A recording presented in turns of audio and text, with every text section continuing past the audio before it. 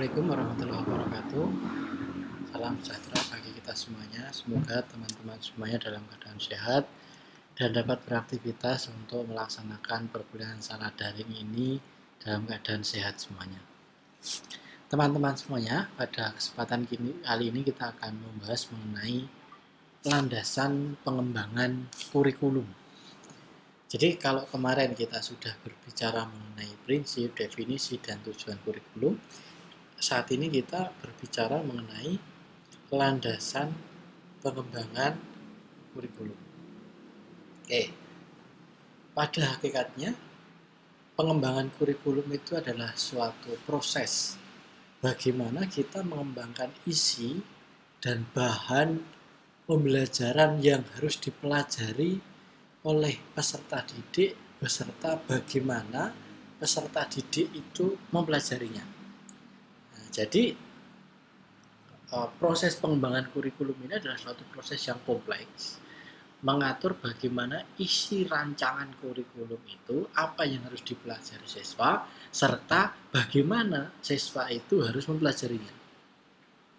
Nah, dengan demikian memang pengembangan kurikulum ini adalah suatu kegiatan yang harus betul-betul dilakukan untuk menghasilkan sebuah kurikulum yang holistik atau utuh sebagai pedoman dalam proses penyelenggaraan pembelajaran di sekolah atau di perguruan tinggi. Karena tanpa adanya pengembangan kurikulum ini, tidak ada suatu patokan bagaimana pembelajaran itu dilakukan. Jadi ini sangatlah penting. Kurikulum sebagai dokumen, sebagai landasan bagaimana proses interaksi pendidikan, belajar mengajar di suatu sekolah atau perguruan tinggi itu berjalan. Oke. Kalau kita melihat bagaimana rangkaian pengembangan kurikulum, kita berpijakan kepada bagaimana kita melihat orientasi. Orientasi itu kita membuka wawasan, membuka lapangan, membuka suatu persoalan, melihat lapangan, apa yang terjadi dalam konteks kehidupan sekarang ini, apa yang penting dalam pembelajaran saat ini. Nah, lalu dari hal itu kita develop menjadi muatan-muatan ke dalam mata kuliah atau materi pelajaran atau mata pelajaran yang berisi konten-konten isi pembelajaran.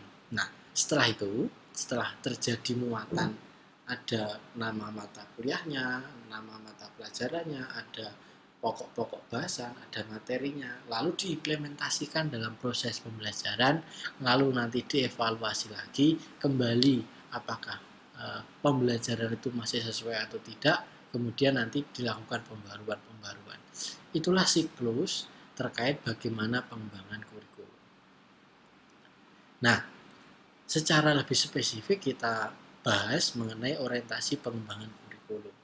Ketika kita melakukan orientasi pengembangan kurikulum, yang harus dilakukan adalah menetapkan tujuan pendidikannya itu apa, menyangkut arah kegiatan apa yang akan dilakukan.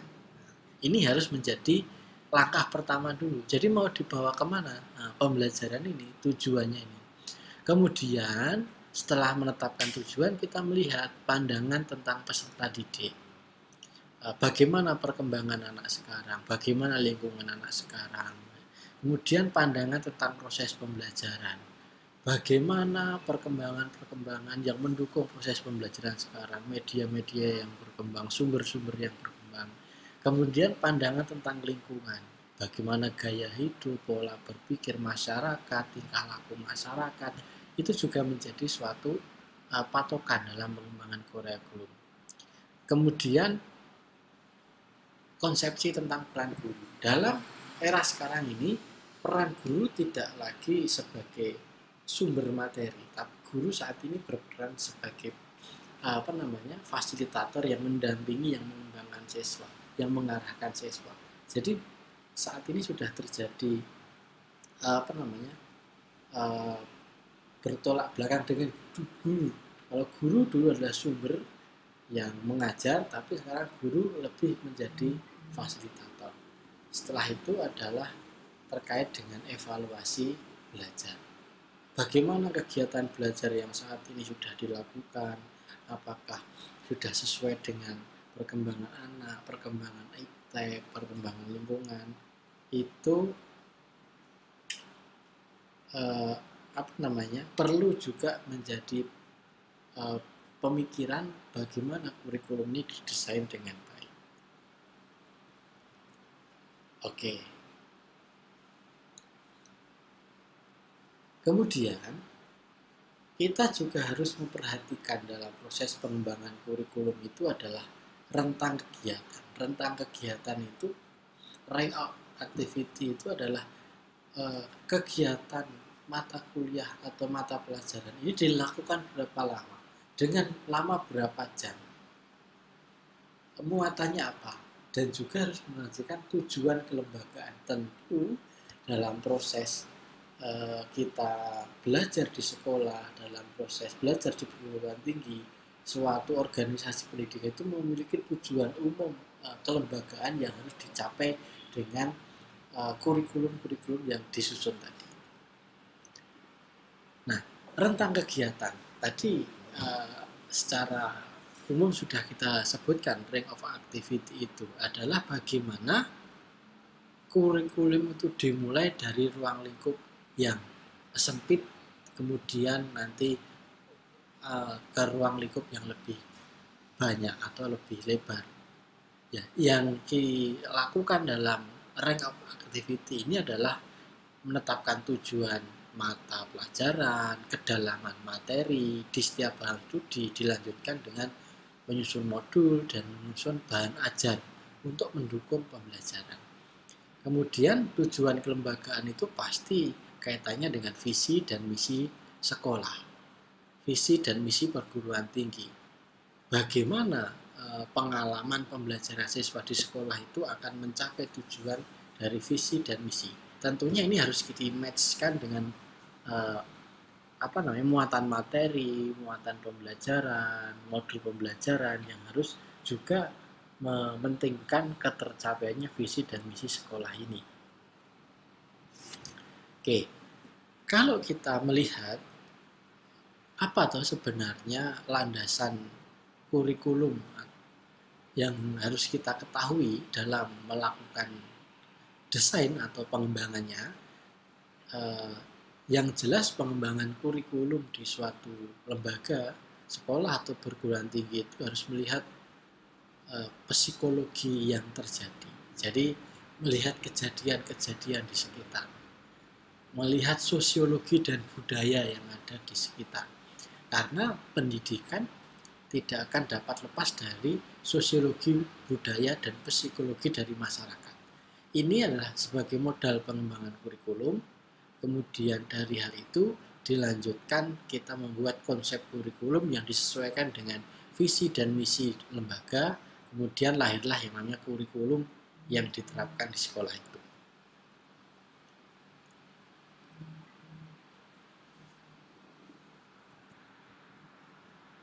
Nah, kalau kita berbicara prinsip pengembangan kurikulum, di sini ada 5 prinsip, yaitu ada relevansi, fleksibilitas, kontinuitas, dan efektivitas serta efisiensi. Yang disebut dengan relevansi, tentu saja kurikulum yang akan kita kembangkan itu harus relevan dengan kebutuhan masyarakat. Relevan dengan kebutuhan masyarakat berarti kurikulum harus didevelop dengan keadaan kontekstual yang terjadi di masyarakat-masyarakat yang ada di sekitar kita. Jadi kalau misalnya kita berbicara mengenai inflasi, kita berbicara mengenai pertumbuhan ekonomi, tentunya kita harus merelevansikan teori-teori inflasi, pertumbuhan ekonomi itu dengan realitas-realitas yang terjadi di masyarakat. Dan juga mungkin ramalan-ramalan masa depan tentang pertumbuhan ekonomi dan inflasi di masa depan. Nah, sehingga muatan materi yang ada dalam kurikulum itu memiliki relevansi dengan kontekstual yang nyata dalam masyarakat. Oke, yang selanjutnya adalah terkait dengan fleksibilitas. Kurikulum ini harus dilaksanakan sesuai dengan situasi dan kondisi. Kita tidak bisa memaksakan suatu kondisi, tidak bisa memaksakan suatu kekurangan fasilitas. Kita tidak bisa memaksakan kekurangan sumber daya dalam pelaksanaan kurikulum dan pembelajaran. Sehingga di sini kurikulum itu harus fleksibel bagi guru, memberikan ruang bagi guru bagaimana kurikulum dasar ini bisa didevelop oleh guru-guru yang sesuai dengan kondisi yang dihadapi di sekolah masing-masing. Kemudian dalam hal ini fleksibel bagi siswa, kurikulum itu harus bisa mengakomodir kemungkinan pilihan-pilihan minat siswa sesuai dengan bakat dan minatnya dalam program studi. Sehingga dalam SMA kita temukan misalnya ada jurusan IPA, jurusan IPS, jurusan bahasa. Kemudian di SMK ada berbagai macam jurusan. Ada bisnis manajemen, ada teknik kendaraan ringan, ada perhotelan. Ini adalah suatu bentuk prinsip fleksibel yang ditetapkan. Kemudian adalah prinsip selanjutnya, prinsip kontinuitas. Ini perlu dijaga terkait dengan bagaimana kontinuitas. Maksudnya bagaimana? Kontinuitas adalah kurikulum dari SD ini harus dilanjutkan ke jenjang lebih tinggi berikutnya di SMP. Di jenjang SMP dilanjutkan ke lebih tinggi berikutnya di jenjang pendidikan menengah. Di pendidikan menengah didalami, dilanjutkan lebih spesifik ke tingkat perguruan tinggi. Jadi ada kontinuitas. Pendalaman materi semakin ke arah yang semakin tinggi akan semakin spesifik tentunya. Di SD kita lihat diajarkan bahasa Indonesia, sejarah, PKN, Pancasila, secara global, matematika secara dasar. Kemudian di SMP didalami lebih dalam lagi, ditingkatkan lagi muatan materinya.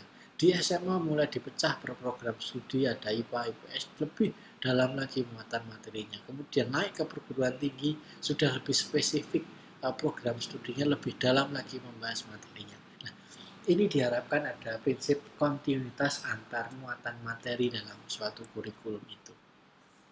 Selanjutnya adalah prinsip efektivitas. Efektif di sini adalah bagaimana efektif guru mengimplementasikannya dalam kelas dan bagaimana siswa efektif dalam menerima dan melaksanakan kegiatan pembelajaran ini. Tentunya prinsip efektivitas ini fleksibel didevelop oleh guru yang mengakomodir kebutuhan siswa masa sekarang. Kemudian prinsip efisiensi, tentu kurikulum itu punya batasan waktu, punya batasan suara, punya batasan biaya maksudnya.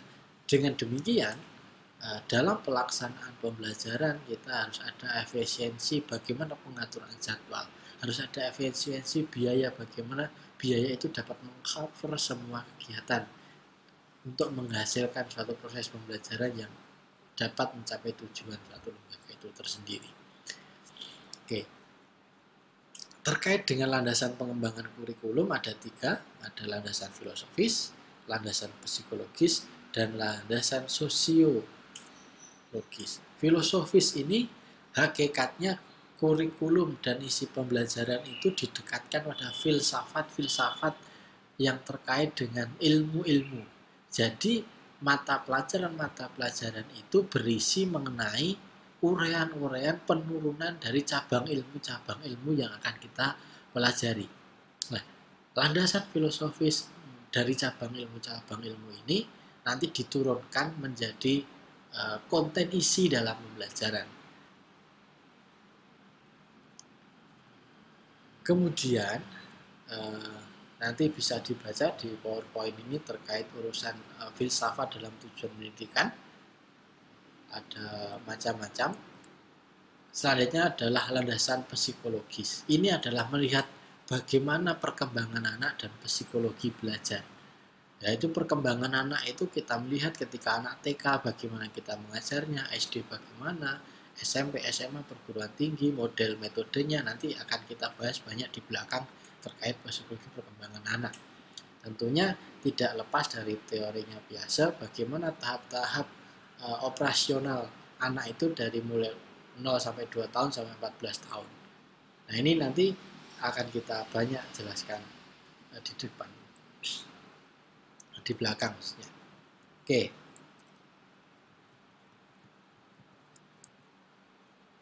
Kemudian landasan sosioteknologis. Nah, terkait dengan ini pasti kurikulum adalah berkiblat juga terkait perkembangan teknologi yang terjadi di masyarakat.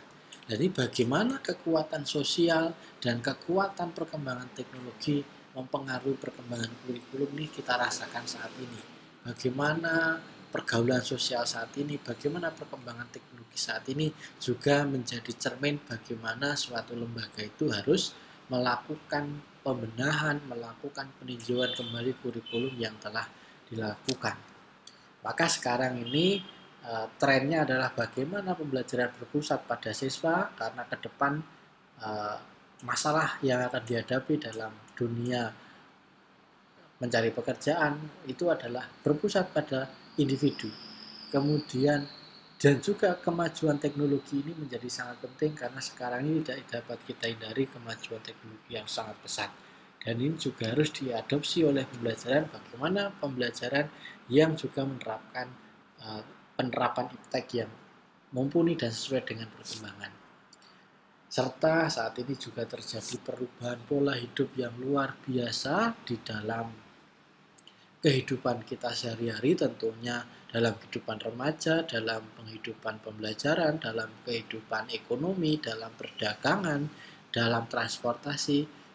Ini menjadi catatan penting dunia pendidikan, harus bagaimana mengikuti pola perubahan hidup ini supaya pembelajaran itu sesuai dengan kontekstual yang diharapkan dapat membekali anak itu menjadi seorang individu yang aktif, kreatif, inovatif, memiliki ilmu, berkarakter, bermartabat untuk dapat survive setelah anak itu menyelesaikan program pendidikannya. Oke, saya kira itu terkait materi landasan pengembangan kurikulum. Silahkan dibaca di sumber, kemudian silahkan diikuti guideline atau garis besar atau petunjuk dalam LMS dalam mempelajari landasan pengembangan kurikulum. Terima kasih. Sampai ketemu di lain waktu. Semoga kita dalam keadaan sehat dan seterusnya. Assalamualaikum warahmatullahi wabarakatuh.